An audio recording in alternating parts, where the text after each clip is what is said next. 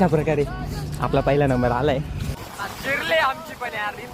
नमस्कार मित्रांनो, आजच्या ब्लॉग मध्ये आपलं स्वागत आहे. तुमचा भाऊ आणि सुमित दादा गेलो होतो आपण गुरु गोविंद सिंग कॉलेजला, कारण आज स्टार्टअप अरेना 2.0 हा इव्हेंट होता त्या कॉलेजला. त्याच्यासाठी आम्ही गेलो होतो. खास करून हा इव्हेंट IIT बॉम्बेच्या सेलने ऑर्गनाईज केलेला होता. आपल्या स्टार्टअपचा सगळा अभ्यास वगैरे करून आपण मस्त इनॉग्रेशनला गेलो. 10 वाजेचा टाइम देऊन 12 वाजता इव्हेंट चालू झालाय. ती गोष्ट वेगळी होती. सकाळी रूम वरून उपाशीच पळालो होतो, त्याच्यामुळे थोडीशी पोटाला आधार म्हणून कॉफी वगैरे पिली. तर त्या पिच मध्ये विषय असा होता की 2 राऊंड होते. म्हणजे हा आपण पहिला आता प्रेझेंट करतोय, याच्यानंतर परत दुसरा होईल.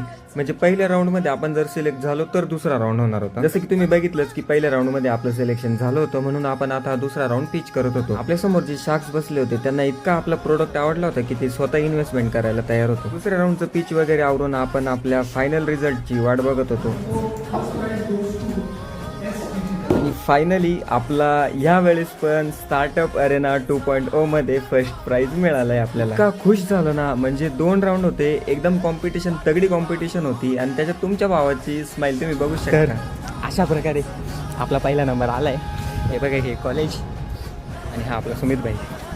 आपलं प्राइज वगैरे घेतलं, ट्रॉफी घेतली, सर्टिफिकेट घेतलं, मग तिकडून आपण कॉलेजला बाय बाय करून निघालो. तर आपला नंबर आलेला आहे, पहिला नंबर आलाय. म्हणजे ब्लॉग बघितलं असेल तुम्ही, तुम्हाला कळलं असेल. एकदम भारी वाटतंय यार.